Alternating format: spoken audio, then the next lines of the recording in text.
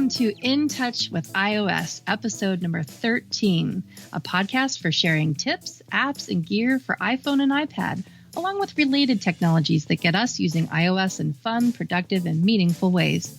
I'm your host, Melissa Davis, and joining me as always is David Ginsburg. How are you, Dave? I am doing great, Melissa. Great to be back with you again for another exciting episode. There wasn't anything going on in the last couple of weeks. Oh, nothing. Actually, a week. We had an episode last week. I don't think so. Oh, yeah, wait, there was. Quite a bit, actually. Yes, We've been swimming and marinating in it, haven't we? Just a little. I've been very busy with a lot of discussion. Dave, it's confession time. Yeah. Yeah, are you behind the closed door there? Okay. I am. I have not upgraded my iPhone yet. I can't believe you. No, but it's all good. It's all good. I did it for the good of our listeners, because we are going to talk about we're going to talk about the event. We're going to give you a brief breakdown for our listeners that maybe haven't tuned in, maybe those people that might have been living under a rock or been off the grid on purpose or otherwise.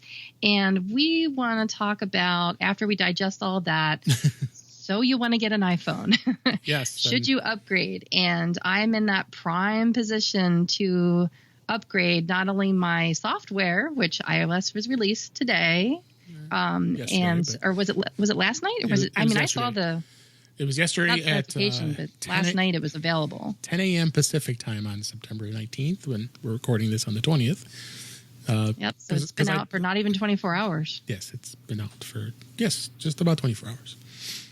So I haven't done it yet. That's okay. But a lot of people have. I did that on purpose because we're going to talk about preparation and getting ready, because this isn't something you just want. Well, you can jump right into it, but it's not something I would advise. I don't know about you.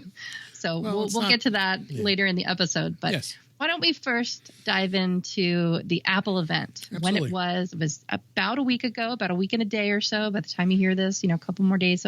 So about a week it's been since Apple made their big announcement. Right. So why don't we do a little brief breakdown of all the stuff that happened? It was Tuesday the 12th, September 12th is when the event happened. And it was probably one of the better events that I have experienced over the many years that they've had these types of events. So I was pretty impressed with it. The fact of the matter, of course, is they were at the Steve Jobs Theater, which was really cool. I wish I would have been there, because it looks like I got chills. I have to admit, I got emotional. I cried. Yeah, and Tim Cook did as well. I mean, he was very emotional. They had that, their big screen back there was like a 30-foot screen, and it was a big 30-foot picture of Steve Jobs, and it was very touching. They did a very very touching tribute to him and to the opening of the theater. They started out playing some music, and I was, watching live tweet feeds. We know you were doing a live reaction event, and I saw a lot of people complaining about the type of music that was playing in the beginning. I don't remember what it was. It was, new age, pop kind of stuff. But then I think they toned it down and they made it more poignant by opening up with the Beatles, All You Need Is Love. And I thought that was very apropos. There was a lawsuit between Apple and Apple a long time ago. So, that was kind of important, that's to be able to open up with a song like Love Is All You Need is, it kind of says we've arrived, and wouldn't Steve be so happy if he could only see this? So I thought that was really great. That was really touching. And they did show a little bit of the campus, how to get into the theater and the stairwell and all that. I can't wait to go. Yeah, and they're going to have a visitor center specific for this, and they'll allow people to come out there. I mean, I figured they had to do something, because obviously they're not going to let anybody roam the campus. They'll have certain areas for visitors. So, Dave, we're going to have to do another field trip. We've already done Vegas, so we're going to have to. Yeah, it's going to have to be. We're going to have to just tell the families, hey, we got to do it. It's for our podcast. It's important. Yeah. Are you kidding? My kids would love to do that. Yeah, I mean, my husband would come along because he's just a good hubby like that. But my kids would love it. Yeah, they want to come with you. So it was a great tribute to him, and I thought it was a good intro. And then they rolled into Apple Retail, and Angela Ahrens came on stage, which I was that's the first time I've seen her in action. That was her very first keynote for Apple. So, and she came on in a Burberry jacket, looking really classy, and And she talked about Apple retail and turning a lot of these new stores into town squares and plazas. And so it's a place where people can sit and hang out and learn. And it doesn't necessarily mean that you have to buy something. And of course, all the stores are getting remodeled. And the one that'll kind of stick out in my mind is because of course, since I live in Chicago, the one downtown in Chicago, and you were there a couple years ago. Yeah, I was cheering for you. I got to go find that picture, actually. Yeah. That's a really good picture of us. Do you know the one I'm talking about? Yeah. No, where we're all like, in front of the Apple window cut out. I didn't go with you guys when you went to the. You were there in spirit. I was there in spirit. I think you went soon after. I mean, you live there, so I mean, it's like it's your backyard practically. But we were visiting, and so we got to be there before the remodel happened. But when that came up, I thought of you, and I was cheering. I was like, oh, they mentioned Chicago. This is cool. Yeah, because the new store is moving, and it's going to be opening on actually 1 month from today. It's going to be October 20th. 1 month. Nice. And this store actually has the roof looks like a MacBook Pro, and I think they're going to light it up. And it also is going to be right on the riverfront, which that's what downtown Chicago they're trying to do right now down there is make that a place by the Chicago River right on Michigan and Whackers. There's like the Magnificent Miles, what that area is called. So what's going to happen to the space where I had visited, the old store? What's going to happen to that? It'll be for lease. They'll leave it as an empty space, and someone else will have to scoop it up. So that big window's gone and all that? It's going to be. Wow. Yeah, the store hasn't closed yet. I think it closes probably, I would say, within a week before. The good thing we got that picture. Yeah, yeah. So, yeah, it's going to be pretty exciting.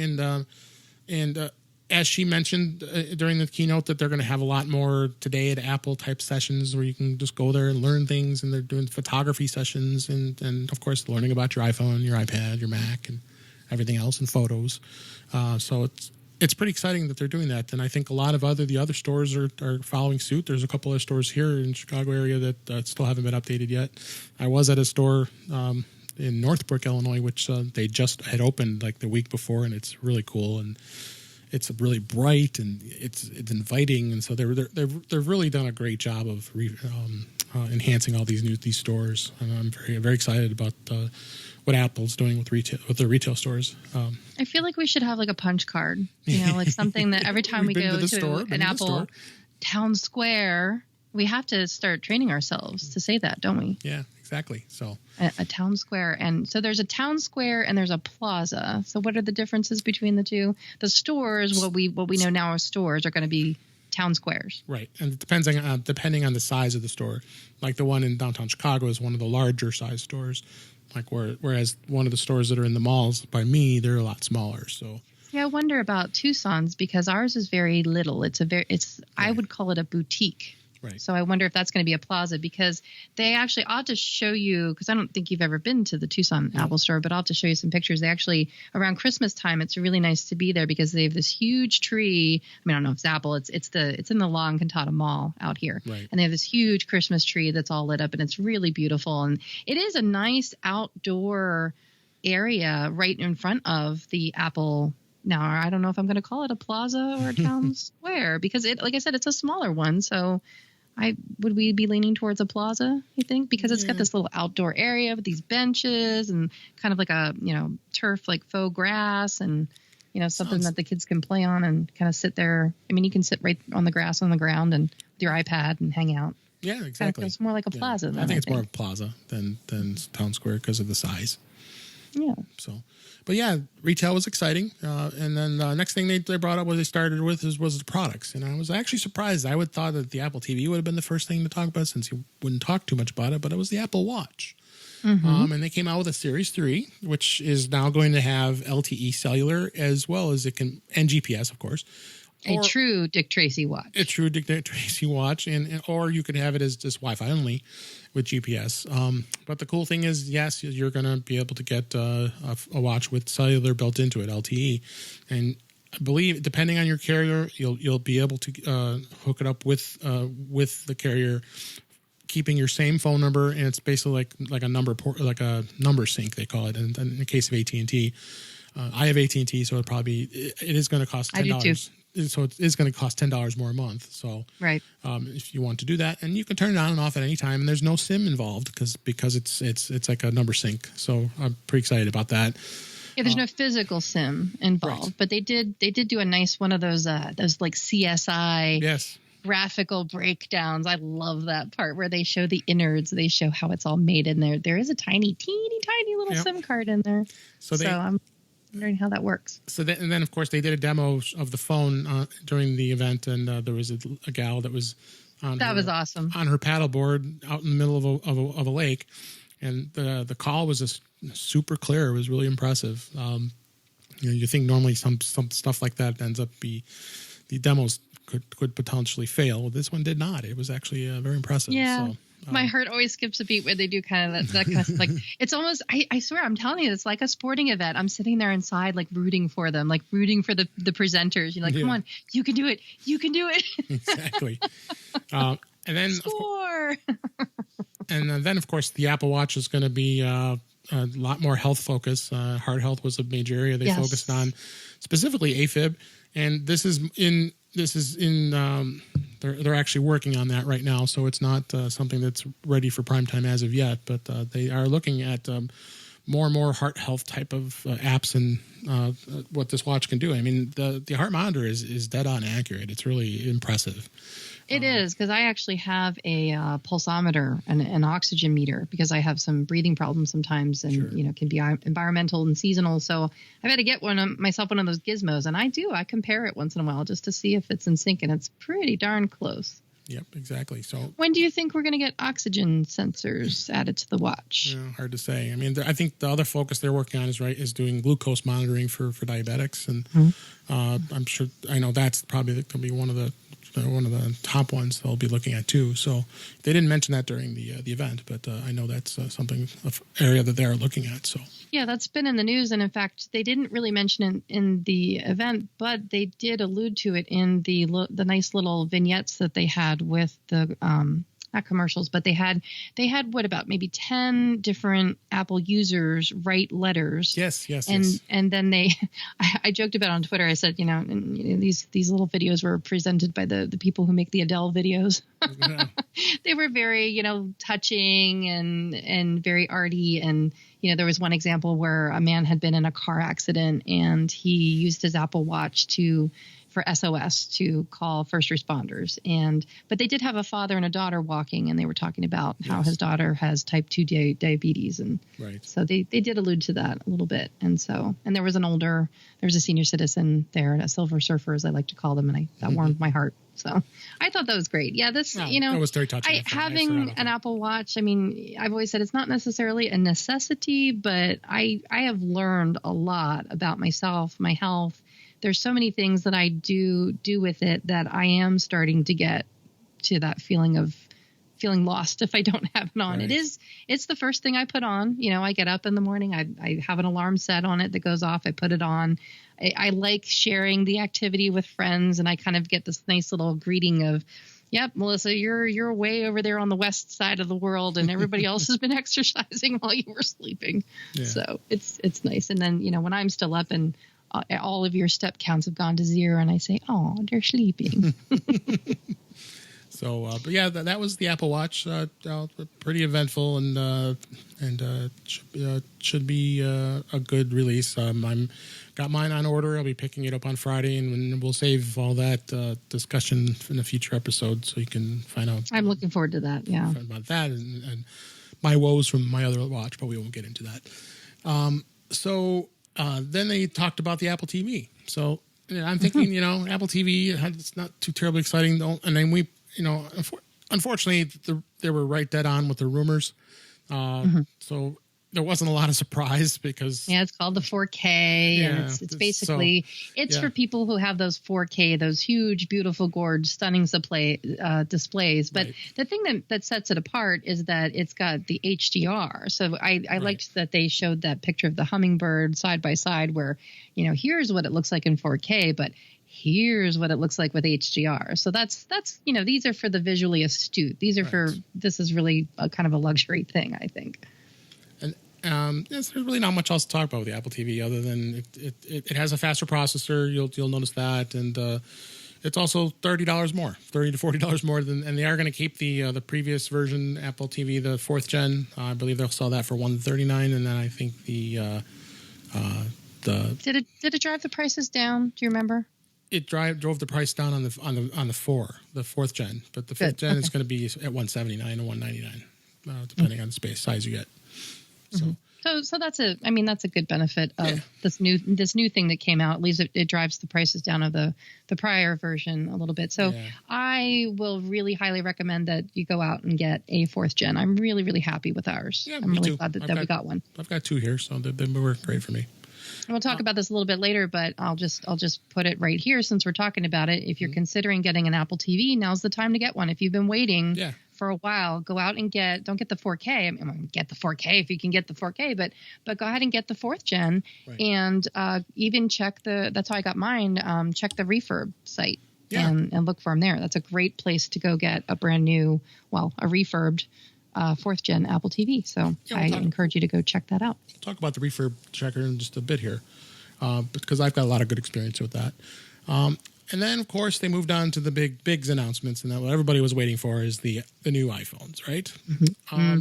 And they kind of threw us all off because we all expected, they've always used the S series every other year, and I like the little S. Yeah, so we thought for sure the 7S is coming out. Well, no, it's the iPhone 8. So they came out with the 8 and the 8 Plus, and it was some good upgrades. They kept the standard with the Retina display and the 12 megapixel camera, and it's a glass back as well as front, so that was unique. They went back to glass, and they did improve upon it by adding the A11 Bionic chip, which all the phones have, and that's going to increase some of the performance. And then, of course, the big thing was they added wireless charging, and it does work with the key. With the 8 Qi. Qi is key or Qi.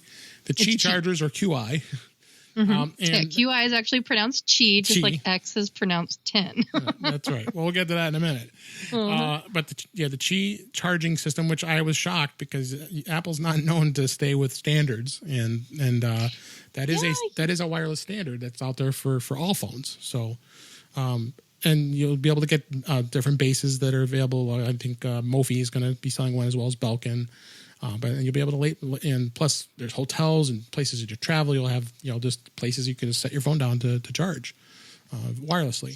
So this is an interesting trend that I think is becoming a trend. I don't know what makes something a trend when it happens how many times, but this is now the second time at least I've noticed it where Apple is using a standard, because the first time that I noticed it with our new MacBooks that have USB-C. That's a standard that's been out there for all the other devices. So it was a pleasant surprise that they're going with a standard such as Qi. So I'm happy to see that. So that was what stood out with the iPhone 8 and the 8 Plus, that they have the charging. Then there was one more thing. I was happy for that. Yes. And I knew it was fitting because of all the tributes to Steve. That they had to use that. So then what came out is the iPhone 10. Or of course, the way it looks is the X, but it's actually iPhone 10. Pretty exciting little device. It's a 5.8 inch screen. It's the display is edge to edge. There's no more home button, no more Touch ID. They have a concept called Face ID. And wasn't really much of a surprise. It got leaked out, but it was nice to see it in action. Now, I think it's kind of cool that the icon they use for the Face ID is the old icon from the Macintosh, because you have the face. That is kind of neat. Same chip that the 8 had, and the pricing is expensive. It starts at $999, and the 8, which is going to be available actually on Friday, I would venture to say that you're not going to have too much trouble finding and getting an 8 or an 8 Plus. Yeah, I'm biding my time. I'm still trying. I'm circling the drain here. I'm getting ready to pull the trigger on it. I've been really hemming and hawing between the 8 and the 8 Plus. I just did a podcast, my Mac podcast with Guy, where we talked about this at length, but I'll just mention it briefly here. I'm still on the fence a little bit about, should I get the 8 or the 8 Plus? I'm leaning more towards the 8. I'm just so comfortable because I have the 6S, and I'm so comfortable with that form factor. But I keep thinking that the 8 Plus, because I do so much work on my phone, and now editing show notes, and I teach with it, I consult with it, I troubleshoot with it. And so I just wonder sometimes if I should go with that. But, I tried carrying my dad's 7 Plus around, and it just was uncomfortable. So I just need to think about it some more. And I'll get there. I'll get there eventually. Like I said, I mean, I kind of miss – I always have been on the S cycle. I've always missed I always wait till the next one that comes out, every other year, because that's just the way it was. I mean, we were kind of trained by the cell carriers when we had that 24-month cycle. But they did away with the S's, no capes. So I think they're doing a little bit of housekeeping there as far as that. So in a way, I guess I'm kind of nice to see that. I'm liking the consistency. It makes me kind of wonder, are they going to release a 9 or, what's going to happen next time around? But anyway, we'll get there eventually.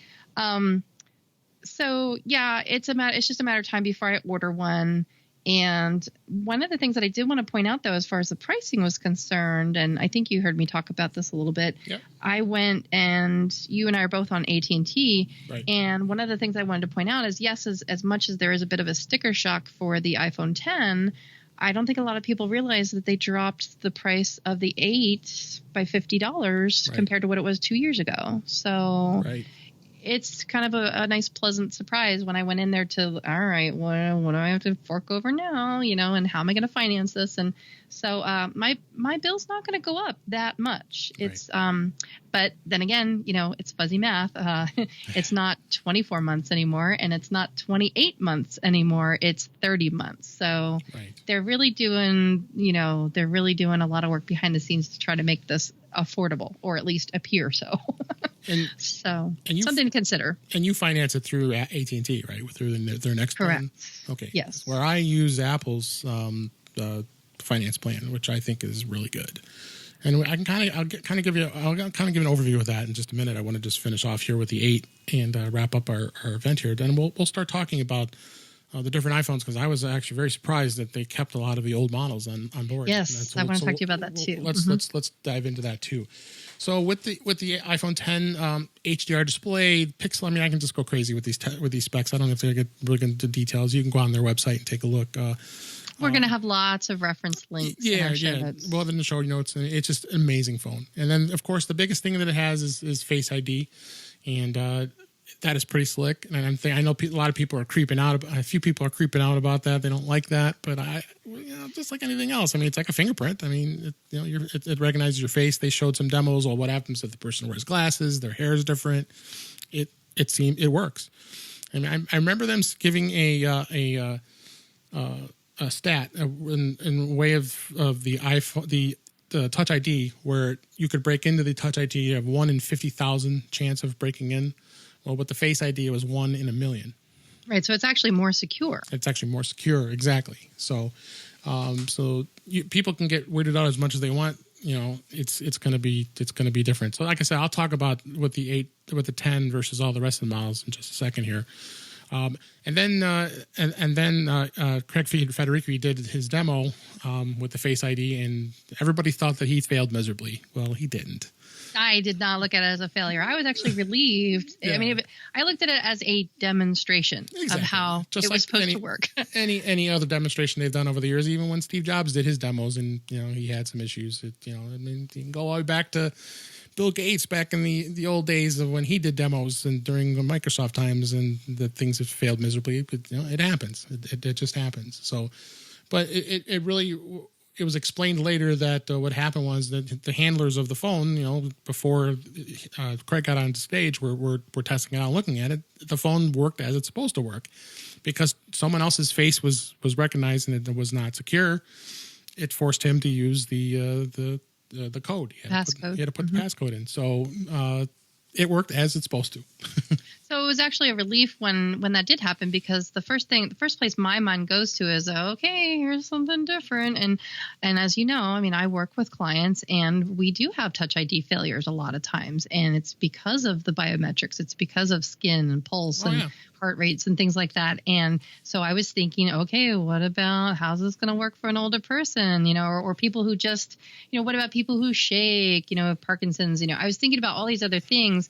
And, I thought, oh gosh, please tell me that they didn't take the passcode away. And so when that happened, I was like, oh, good. So for me, it was like just a complete relief, like, oh, the passcode's still there.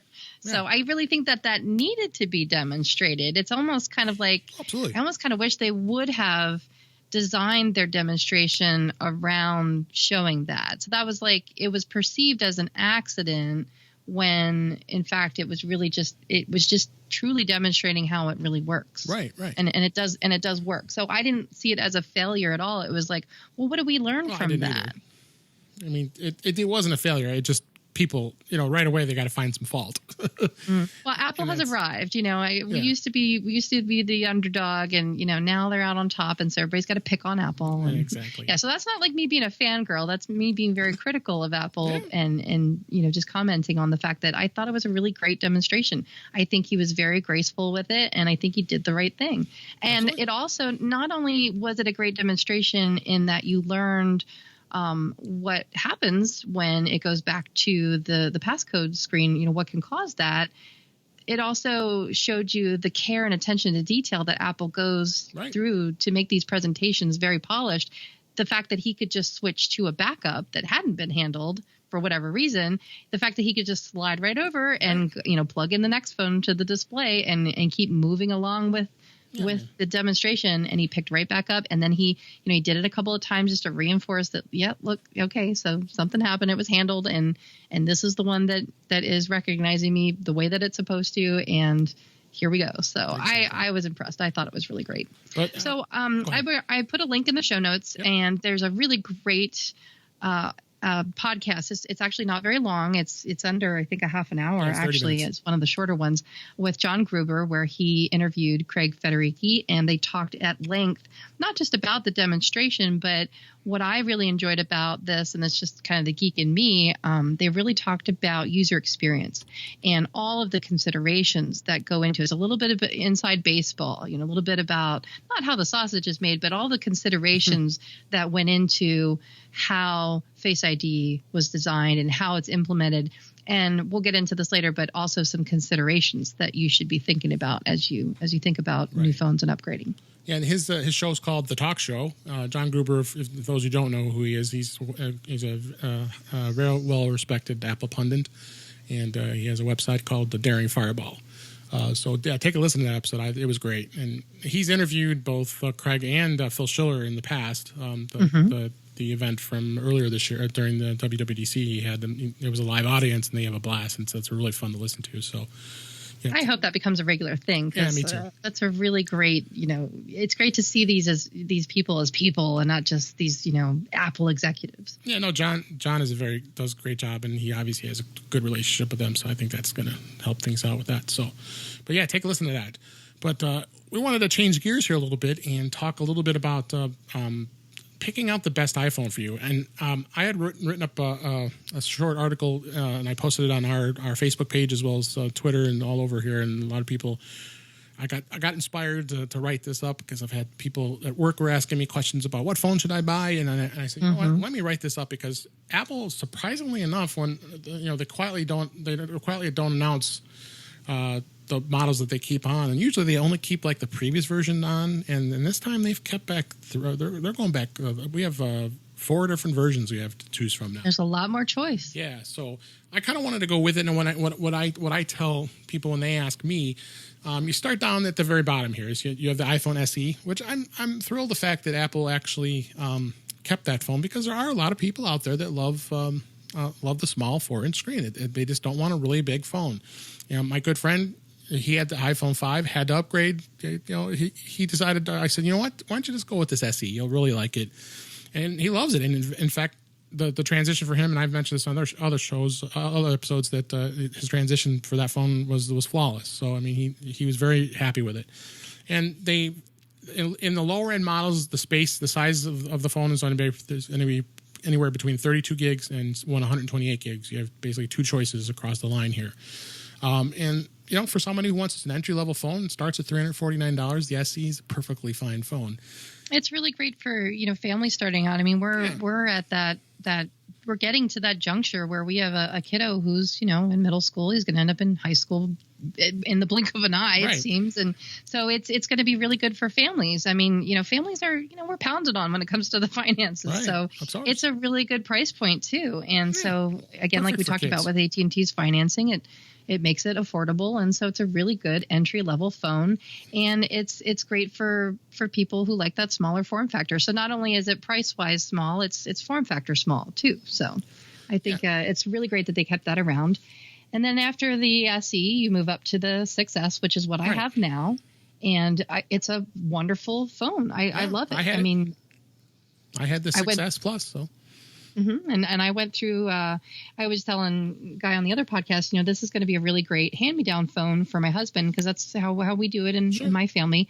I always get the latest thing, like I said, every 2 years, every other year or so, and we pass it on down the line. And so luckily with the 6S, I mean, Apple just really takes care of their customers. There was an issue with the battery in some of the models, and mine was one of them. And so my husband's getting, basically a not a new phone, but not a very slightly used phone, but it's got a good battery in it because the battery was replaced. So it's going to have less charge cycles on it, and it'll last a lot longer for him.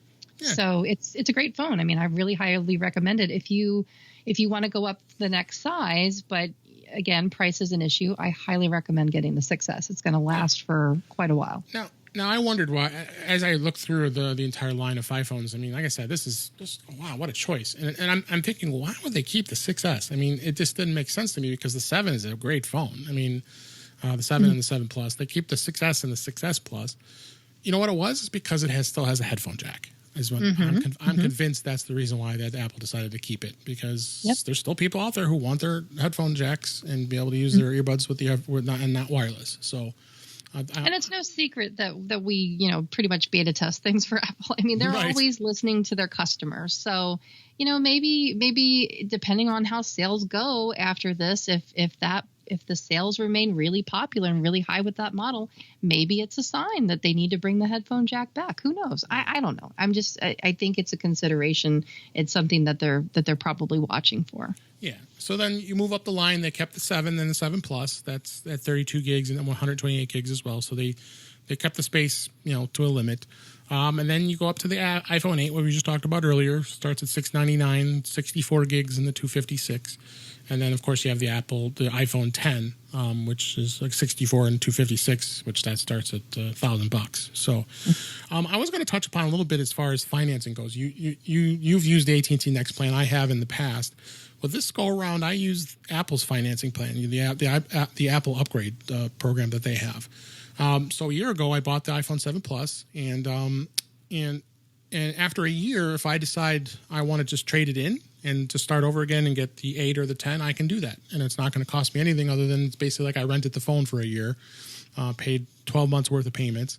I have the option to trade it in, and then I'll just start over again. I'll just take that phone back as credit, and then I just start the financing all over again. So for another 12 months. Or what I could do is I could keep the 7 for another year, and then I just pay it off, and the phone is mine. I own it. I find that to be a lot easier to deal with. Sometimes AT&T and a lot of these carriers can get very confusing to the way they explain how their payment plans work. And I kind of like the fact that it's keeping it separate. I know it's kind of weird, but I like it keeping it separate from my carrier phone, my bill from AT&T. It just makes it easier, in my opinion. But well, you can buy the phone outright. Oh, that too, of course, yes, yeah. Yes. Now I have a question for you, because I looked at that too when I was doing the math. Trying to figure out, well, should I get the Plus or the 8, and what is it going to cost me extra? Now, when I looked at the fine print, and correct me if I'm wrong. So if we were just looking at, say, the 8. They spread their payments out over 24 months, right? Whereas 24 months. AT&T spreads it out over 30. So at the max, I think you have choices with and AT&T. Then don't you have to get Apple Care? It's included. It's included in the financing. Yes. So it's included. Okay. So Right. the way that I read that was that that was a condition of financing it through them, that you must also, on top of that. Yes, you have to get it. It says required purchase of Apple Care. So they include it as part of the payment. So yeah, I guess if you look at the payments. If you look at the fine when print, I did the math, it actually worked out to being a lot extra. It was, it ended up costing for a $699 phone. It ended up being like $957 after all was said and done with the Apple Care. So it just seems like you're paying. Yes, it's probably easier and it's a shorter, quicker. It's kind of like ripping the Band-Aid off a little bit sooner than you would with AT&T. But it sounds like it's you pay a little bit of a premium for doing it that way. Well, I buy the Apple Care no matter what anyway. So for me, it's a no-brainer. If you may not like to purchase the Apple Care. I've had too many accidents with my iPhone that I won't not get the Apple Care Plus for it, because it's covered if there's any problems, and if you do have accidental damage, they'll cover it. You have to pay extra for it, but for me, it didn't matter because it's all included and wrapped in, because I would have purchased it anyway. But yeah, I agree with you. If you decide you don't want to get the Apple Care, then that plan may not be for you. It's just a matter of choice. Right. So yeah, I mean, this is one of those choices that you can make. I just wanted people to realize that there is a bit of a difference in price when you add everything all up. And I'm one of those people too, where I don't like to go without some kind of an insurance plan, or a warranty of some sort. A lot of people are under, and this is just, going along with our tips of how to go about this. A lot of people are under the misconception that your homeowner's insurance covers your iPhone. If you drop it in the pool and it's damaged, or if you run over, you put it on your car and you drive away, or, no.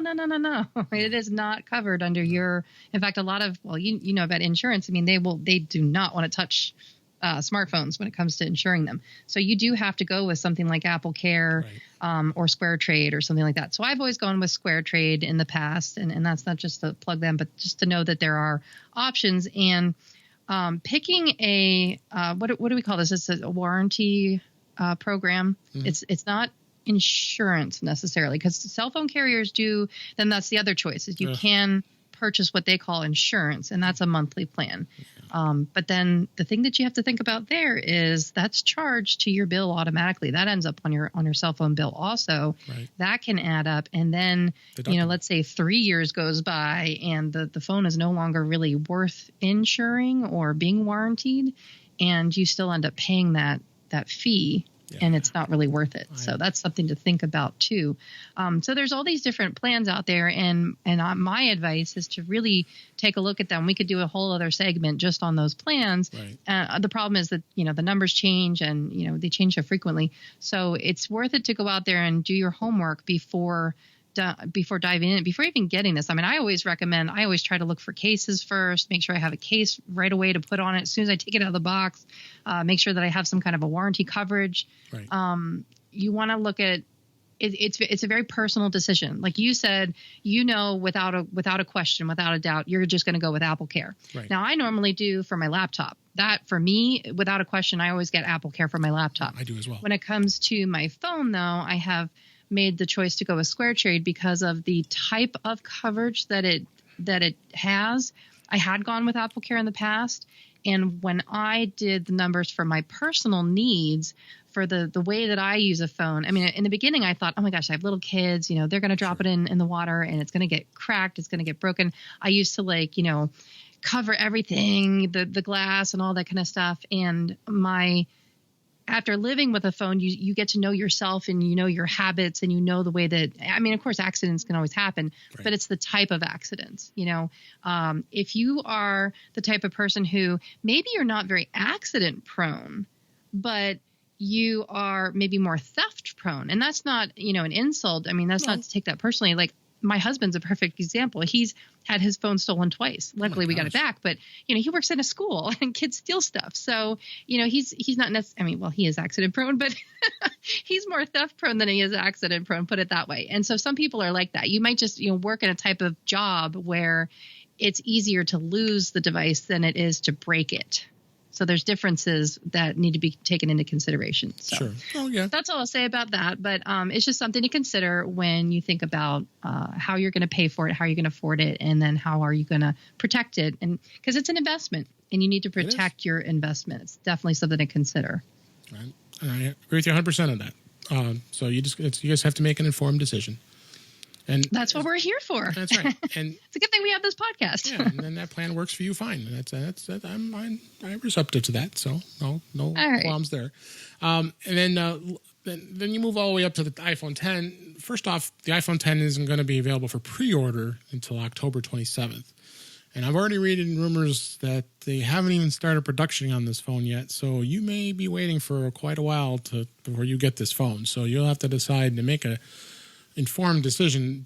Are you okay with what phone you have right now, and you don't necessarily have to upgrade it right away, because you might be waiting for a while when it comes to the iPhone 10 as far as availability goes, because I'm going to try to pre-order it on the 27th, but it's a possibility it may not be available for a month to 2 months out.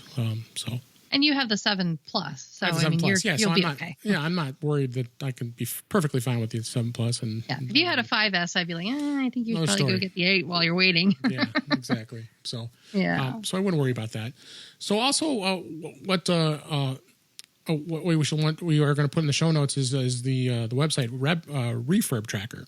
And it is a very good resource for tracking for anything refurbished from Apple, including iPhones and iPads, and of course it has Macs and Apple TVs and everything else. I've had good luck with the refurb site from Apple. I've bought a MacBook Pro from them many years ago, and the great thing was I was able to buy Apple Care on it right away. And versus you buyer beware if you're buying it on eBay or if you're buying them used from somebody or wherever, Craigslist. At least it scares me. My sister's always looking for stuff. She's always texting me like, "Is this a good price for this device?" I'm like, "Oh, where are you getting it from? Like, how do you know if they disabled activation lock?" And that's what I used to do. I used to sell my iPhones on Craigslist all the time. And well, I'd buy one from you, Dave, because my phones would always be good. But I've stopped doing it now because of the whole trade-in thing we can do now with these phones. Because Apple's actually paying a pretty good price to trading in. As I remember when we got my wife's 7 Plus and we traded in her 6. I think she had the 6 Plus. We still got about $170 or $190 for that phone. They hold their value, don't they? They hold their value pretty well. So. That's why these days, because you had sites like Gazelle where we're very popular. You notice that you don't see them advertised as much anymore, because I don't think they're as popular, because I never would get a good deal of selling an iPhone on Gazelle's website, so I gave up on that. I in the very beginning they were giving up good money, but now forget it, because now they turn around and sell them too. They clean them up and then they certify them refurbished and they sell them. But this Refurb Tracker site's really good. It does keep a good. Good tracking. A good place to buy stuff, and I agree with you 100%. We hadn't even talked about this the pre-show. Is B&H Photo. B&H Photo is a great store. I actually want to go there. Because it takes up I think 4 or 7 city blocks. It's this. But don't buy anything there because you're gonna have to pay sales tax. Oh, I wouldn't go there. I would go there just as a visit and then buy it for shipping. If you want to talk about a toy store or a candy store, oh my gosh, B&H Photo sells everything. So that's a good idea. You could take a look. They sell Apple products. They're an Apple reseller. So take a look on that site. You may get an education discount, but I don't think they give education discounts for iPhones or iPads. They don't. In fact, so I was going to talk about this a little bit because you brought it up with the education discount. Because I know your wife is an educator. Right. My husband is an educator. Right. See how that works? But the issue is when I tried to do this, my husband's school, even though they're a one-to-one school, they're a Microsoft school. And they do have a very limited Apple program, but it's for a vocational program. So they're not registered through this program. So when I went to go do it, it was going to make me jump through all kinds of hoops about having to, talk to my husband's supervisor or some sort, and I was like, oh my gosh, this is too much of a hassle. I would have had to create a separate Apple ID just for my husband to use just for educational purposes. It used to be a lot easier. It used to be that you could just, scan in your, I would scan in his ID, and, because we both use them for education, and I could probably even qualify as a homeschooler if I went through all of the process. But the point that I'm trying to make is that when I compared all the pricing, and, come on, I'm a mom, I have a family. So trust me on this. I've done a lot of the price shopping for you already. B&H actually is very comparable, if not better at times, than the education discount, simply because when you order it online, I'm a busy mom. It's sent right to my door. FedEx truck comes, woohoo, Exactly. And so it's been great getting stuff through them. Again, they're not a sponsor or anything, but we do endorse them because they have really good prices. What you see is what you get pretty much. And then they have their sales.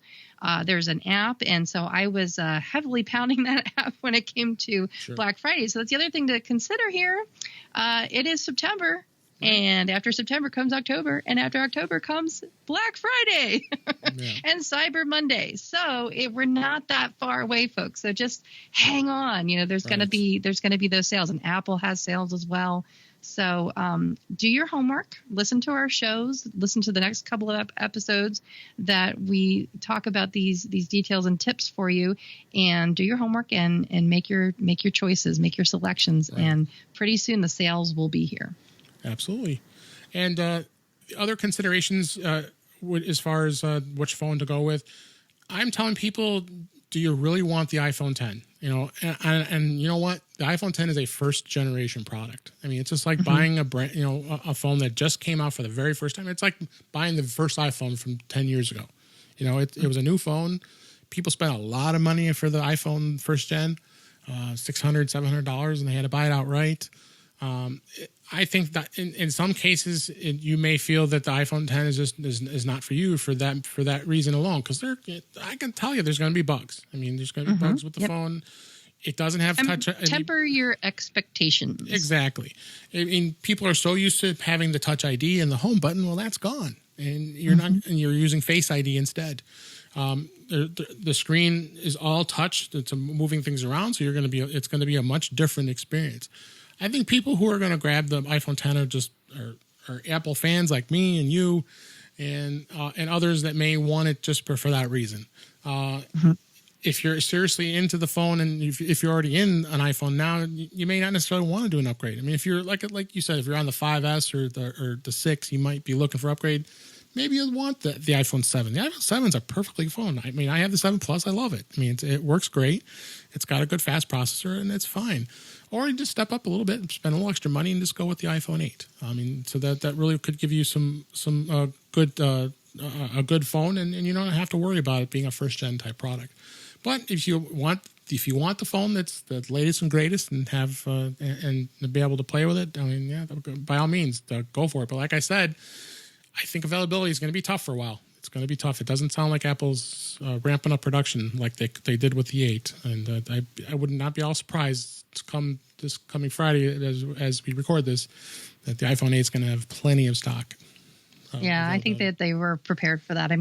Tim Cook is running the helm there, so he's their supply guy. Yeah. There's only one other thing that I want you to think about as far as the iPhone 10 is concerned. The only other consideration that I've been thinking about, is, along with wireless charging, is if you've got the type of phone now and the way that you use your phone. Okay, for example, I do a lot of stuff on the down low. I'm a mom with kids, and I go to a lot of places. I stand in lines. I'm at events. I do things where I feel like, I'm always on call. I kind of need to use my phone on the down low.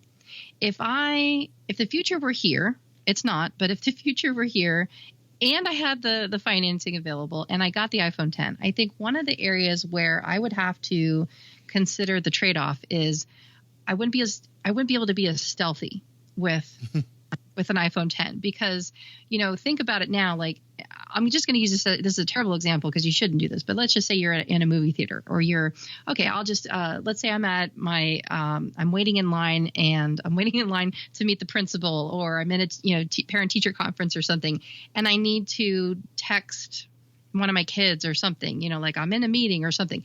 You need to be able to do that discreetly. With the Face ID, you can disable it. You can disable where you have to, there's a setting, Right. you have to give it your attention. You have to give it your gaze, your eyes. You can disable that, but you still have to raise the phone to your face to look at it. That's true. You know, you give it a glance of some sort in order to unlock it. So you can't exactly just like, you know, pull it out of your pocket and keep it under the desk. And it's like passing notes. You can't do that with that. So that's a consideration. It's not a disadvantage. It's a consideration. It's something, you know, you have to think about how often does that happen to you? If that's going to be a problem, you might want to get something different. Right. Another thing that I'm going to be considering when I do get the 8 is it's an all glass phone. So I'm going to want to protect that sucker. Yep. Glass makes me nervous, as pretty as it is. And I understand it's more conductive. But one of the first things I'm going to be doing is shopping for cases. And you know me, I like having my wallet because the future isn't here yet. Yes, we have Apple Wallet, right, but we still have to carry around our driver's license. We still have to carry around our insurance card. So I like having a pocket on the back of my phone. And so, you know, Qi sounds really wonderful, but I wonder how that's going to be affected. You know, how am I going to be able to charge it? Can you put it down on its face?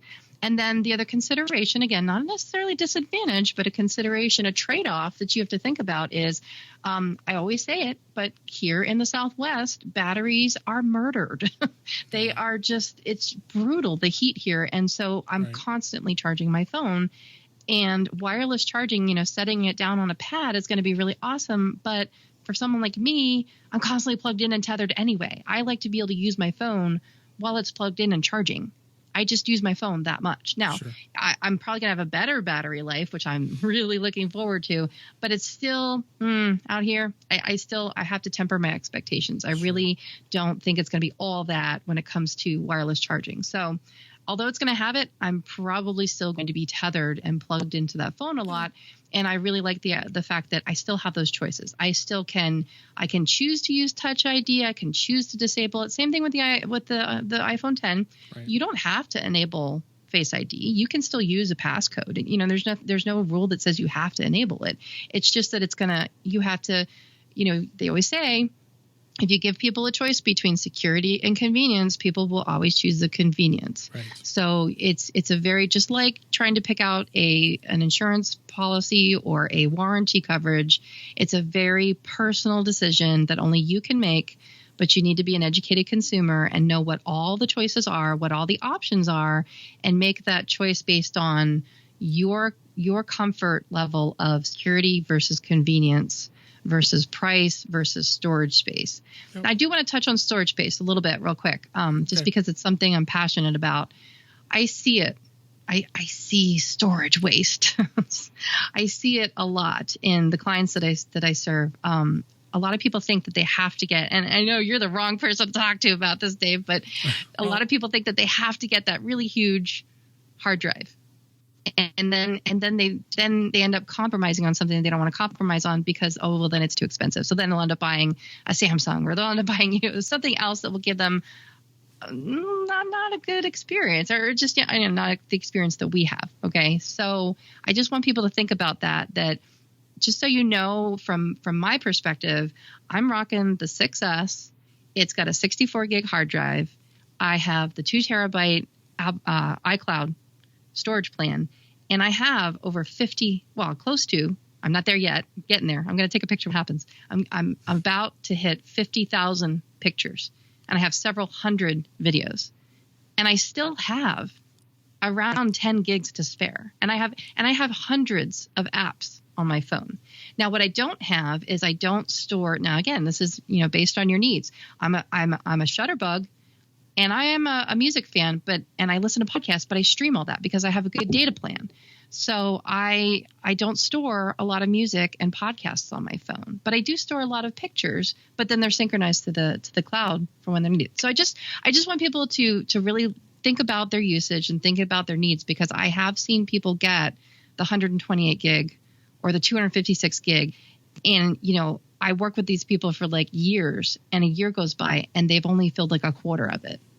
So it's just another consideration, storage space that I really think that people should pay attention to. All right. We will touch upon space, because I don't know if you're not aware yet because you haven't upgraded to iOS 11. iOS 11 does a much better job of managing space. Another good reason to consider that smaller hard drive. Give it a chance. So we'll definitely touch upon that in the future discussions because we're getting close on time here. But we wanted to the remaining minutes we have left. I wanted to touch upon preparing your iPhone for upgrading to iOS 11. Now I'll say I've been running iOS 11 for. I downloaded it, installed it because it was the Gold Master. The public beta was ready to go, and I knew that was going to be the final version after the event completed. Yep. So you're already there. So I've been on it over a week now.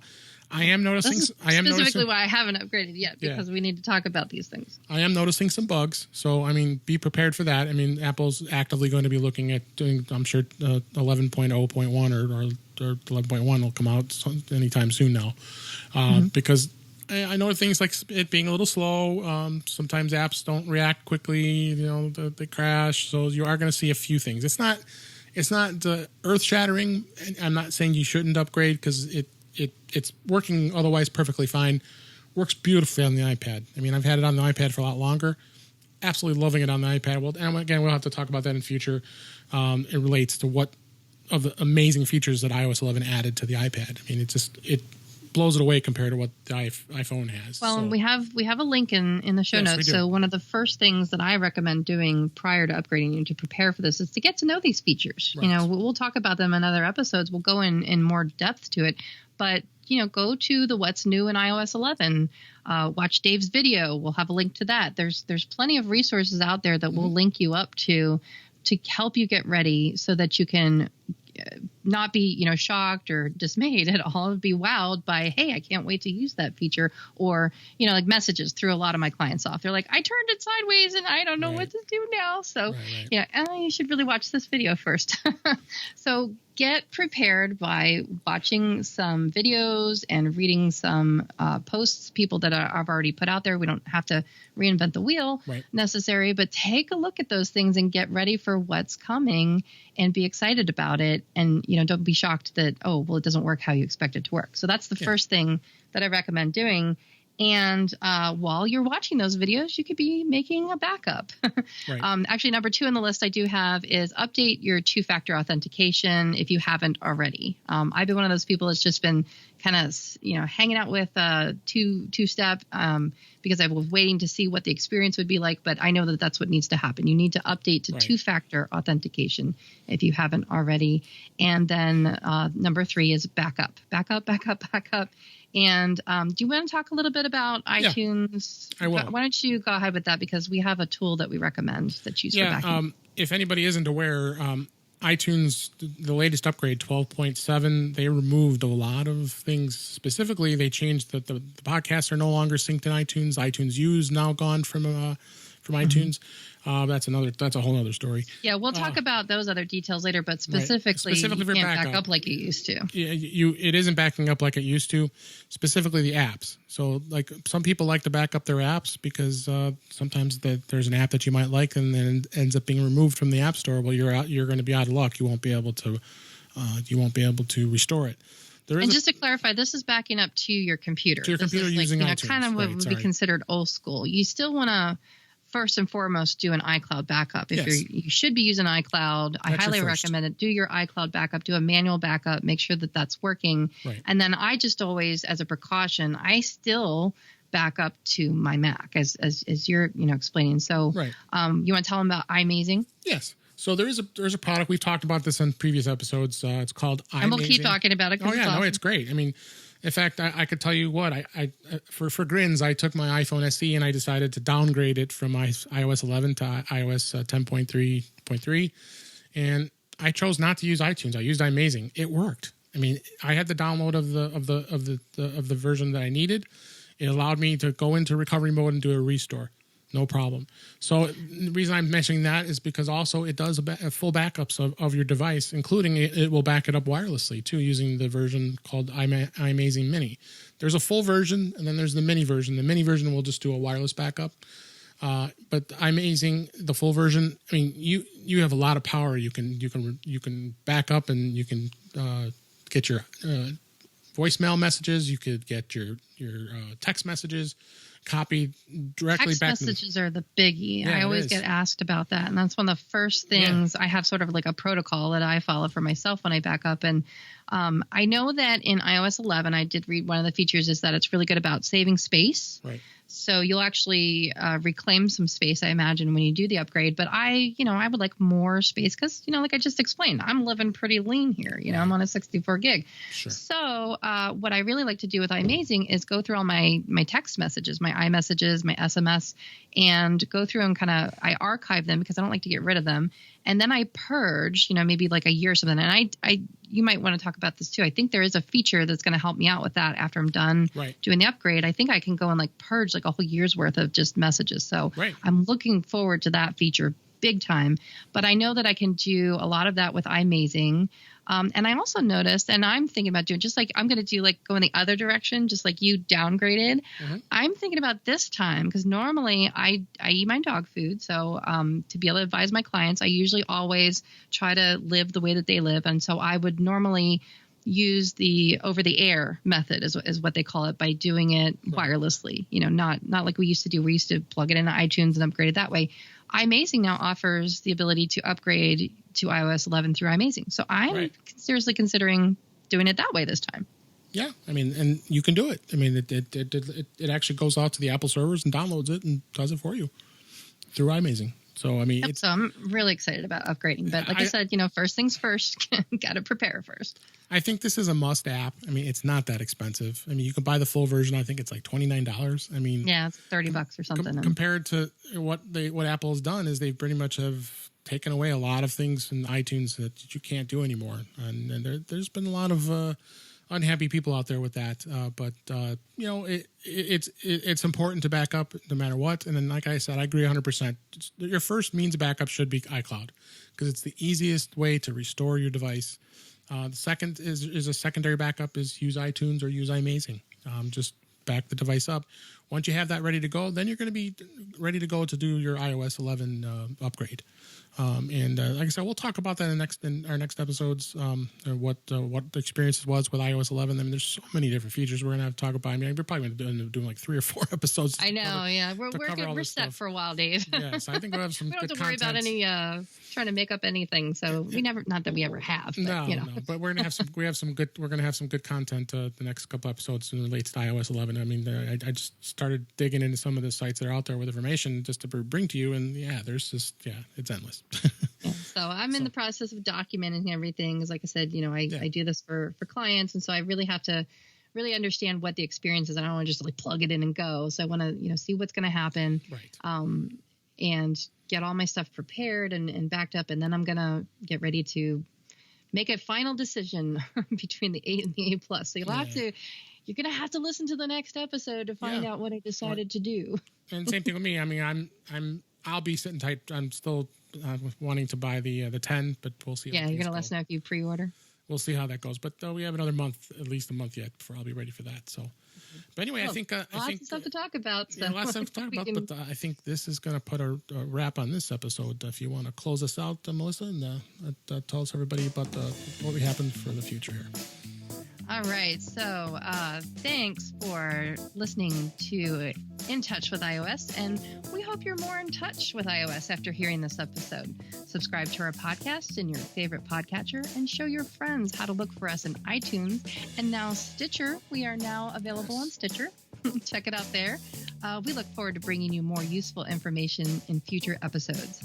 I'm Melissa Davis, and you can find me online all over at the Mac Mommy. And I am David Ginsburg, and you find me on Twitter at DaveG65.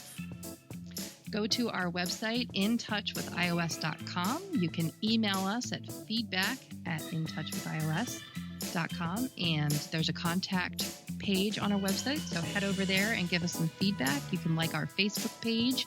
You can tweet us on Twitter, and let us know what you're thinking. So until next time, thanks for listening.